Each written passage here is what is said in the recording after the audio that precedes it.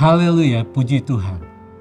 Jemaat-jemaat Tuhan yang diberkati dan menikmati kemurahan Tuhan, Yesus kuatku kembali dengan kebenaran firman Allah sepanjang hari yang baru ini, yang saya percaya akan menguatkan, kembali menyegarkan, bahkan memimpin setiap langkah kehidupan kita hari ini. Sebelum kita mendengarkan firman Allah, mari kita satu dalam doa.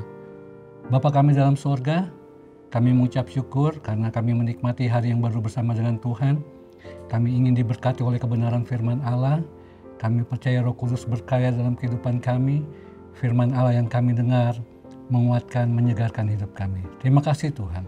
Kami akan mendengarkan firman-Mu dengan mengucap syukur dalam nama Tuhan Yesus Kristus. Haleluya. Amin. Puji Tuhan.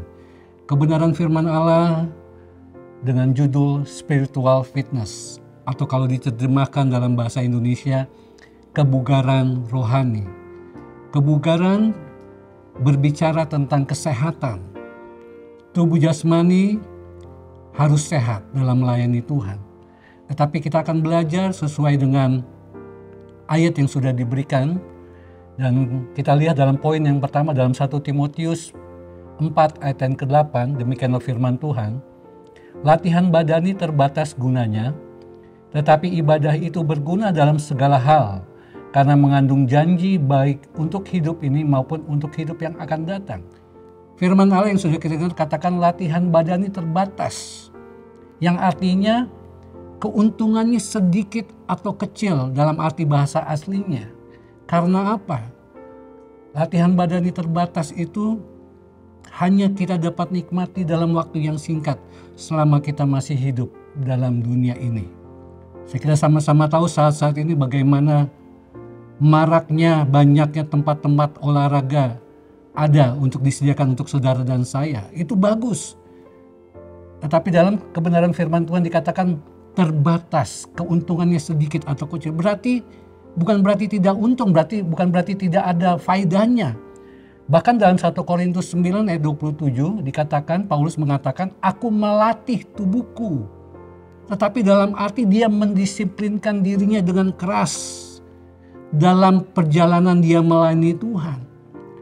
Kesehatan itu sangat perlu bagi hidup saudara dan saya. Tetapi lewat firman Tuhan yang kita lihat di ayat yang ke-8 tadi, kita harus melihat apa yang menjadi prioritas dalam hidup saudara dan saya. Prioritas berarti berbicara tentang yang diutamakan, yang didahulukan. Dan kita sama-sama tahu selanjutnya dikatakan hanya ibadah yang tertulis itu berguna dalam segala hal. Yang keuntungannya banyak, yang keuntungannya besar, hanya ibadah. Kita sama-sama tahu dalam pasal ini menjadi satu tugas khususnya untuk Timotius. Dia memberikan nasihat dalam menghadapi pengajar-pengajar sesat yang berusaha menarik kehidupan saudara orang-orang percaya, anak-anak Tuhan untuk disesatkan. Tetapi biarlah kita tahu apa yang menjadi keuntungan yang besar dalam kehidupan saudara dan saya. Bagian yang kedua kita lihat dalam ayat yang ke-7, di kalimat bagian terakhir, latihlah dirimu beribadah. Keuntungan yang besar dan keuntungan yang banyak hanya terdapat dalam ibadah. Latihlah, artinya dengan penuh semangat. Kita melatih diri kita untuk beribadah. Bahkan dalam terjemahan lama dikatakan amalkan, laksanakan, jalankan ibadatmu kepada Tuhan. Tetapi dalam pengertian yang kita akan pelajari, kata ibadah mempunyai arti kita menghormati Tuhan. Kita taat kepada Tuhan. Sebagai orang percaya kita harus melatih hidup kita untuk menghormati Tuhan, bahkan untuk mentaati Tuhan. Caranya bagaimana?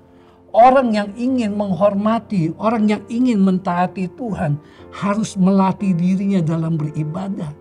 Latihlah dirimu datang ke dalam setiap ibadah-ibadah yang telah diadakan di dalam gereja. Karena kita datang ke rumah Tuhan, kita menghormati Tuhan sebagai Bapa dan saudara dan saya sebagai anak. Amalkanlah ibadahmu, laksanakanlah ibadahmu, jalankanlah ibadahmu untuk kita dapat menghormati, untuk kita dapat taat kepada Tuhan. Bahkan kalau kita lihat dalam Ibrani 10 ayat yang ke-25 firman Tuhan katakan, janganlah kita menjauhkan diri dari pertemuan-pertemuan ibadah. Bahkan selanjutnya dikatakan kita harus semakin giat dalam melayani Tuhan. Karena kita sama-sama tahu kita hidup di dalam akhir zaman. Banyak orang-orang percaya yang malas untuk menjalankan ibadah, menjauhkan dirinya untuk datang ke gereja beribadah. Mereka menganggap tidak perlu, mereka tidak menganggap penting untuk beribadah. Tetapi percayalah, kalau hidup saudara-saudara jemaat Tuhan ingin menikmati keuntungan yang besar dan banyak, beribadahlah kepada Tuhan. Tujuannya apa? Kita beribadah karena kita mau menghormati, kita mau taat kepada Tuhan. Bahkan kalau kita lihat dalam Ulangan pasal yang ke-10 ayat yang ke-12. Ulangan pasal yang ke-10 ayat yang ke-12 firman Tuhan katakan, maka sekarang hai orang Israel, apakah yang dimintakan daripadamu oleh Tuhan Allahmu selain dari takut akan Tuhan Allahmu, hidup menurut segala jalan yang ditunjukkannya, mengasihi Dia, beribadah kepada Tuhan Allahmu dengan segenap hatimu dan dengan segenap jiwamu. Dikatakan tertulis apakah yang dimintakan oleh Tuhan. Dimintakan artinya dalam bahasa aslinya apa yang dituntut oleh Tuhan, apa yang diinginkan oleh Tuhan dalam hidup saudara sebagai orang percaya. Jadi kalau firman Allah katakan ada yang Tuhan inginkan, masakan kita sebagai anak-anak Tuhan tidak mau memberi apa yang Tuhan inginkan? Pertama dikatakan selain dari takut akan Tuhan. Takut artinya selain kita menghormati Tuhan, selain kita taat kepada Tuhan. Sangat jelas Tuhan tidak menginginkan hal-hal yang lain. Kalau Dia telah memilih saudara dan saya, Dia ingin kita menghormati Tuhan. Dia ingin kita takut dan taat kepada Tuhan. Bahkan selanjutnya dikatakan yang Dia inginkan adalah kita beribadah kepada Tuhan. Ada alasan dari ayat yang sudah kita baca dalam kitab Ulangan ini. Bahkan di ayat yang ke-13 dikatakan berpegang pada perintah dan ketetapan Tuhan yang kusampaikan kepadamu pada hari ini supaya baik keadaanmu. Apa yang Tuhan inginkan, apa yang Tuhan tuntut, apa yang Tuhan mintakan untuk kita taat kepada Tuhan, untuk kita beribadah kepada Tuhan. Karena apa? Kata Tuhan, kata firman Tuhan khususnya, supaya baik keadaanmu. Baik artinya supaya menyenangkan keadaanmu, supaya mensejahterakan keadaanmu, supaya memakmurkan keadaanmu. Itu semua hanya dapat diperoleh dengan latihan beribadah kepada Tuhan, bukan latihan badani. Dan bagian yang ketiga, kita kembali dalam 1 Timotius 4 ayat yang ke-10. Firman Tuhan katakan, itulah sebabnya kita berjerih payah dan berjuang, karena kita menaruh pengharapan kita kepada Allah yang hidup, juru selamat semua manusia, terutama mereka yang percaya. Di saat kita melatih tubuh kita untuk beribadah, firman Tuhan katakan kita berjerih payah dan kita berjuang.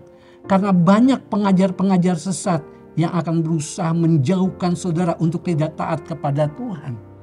Berjerih payah berjuang. Karena apa? Kita menaruh pengharapan.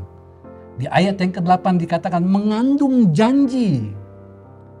Di ayat yang 10 katakan ada pengharapan, itulah keuntungannya bagi hidup saudara dan saya. Beribadah kepada Tuhan memberkati kita, mensejahterakan kita untuk hidup kita saat ini, bahkan untuk hidup kita yang akan datang. Jadi pada saat ini, setialah dalam beribadah, taat dan hormatilah Tuhanmu, maka Tuhan yang sama akan mensejahterakanmu, akan memakmurkanmu, kata firman Tuhan. Itulah kebenaran firman Tuhan. Mari sama-sama kita tutup dalam doa. Bapa kami dalam surga, Terima kasih untuk kebenaran firman-Mu, kami mengucap syukur. Mungkin kami diingatkan bahkan ditegur oleh firman-Mu. Mungkin kami belum menjadi orang-orang yang taat, orang-orang yang menghormati Engkau. Tetapi biarlah dengan kebenaran firman-Mu, bahkan dengan karya Roh Kudus-Mu, Engkau membawa kami, Engkau menolong kami untuk kami menjadi anak-anak Tuhan yang taat. Anak-anak yang Tuhan yang setia dan tetap mau datang beribadah ke rumah Tuhan. Karena kami tahu ada janji, ada pengharapan yang kami terima.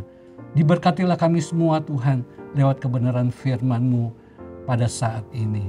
Dan kami percaya firman-Mu adalah ya dan kebenaran dalam hidup kami. Terima kasih Tuhan. Di dalam nama Tuhan Yesus kami telah berdoa. Haleluya. Amin. Bersama Yesus aku kuat.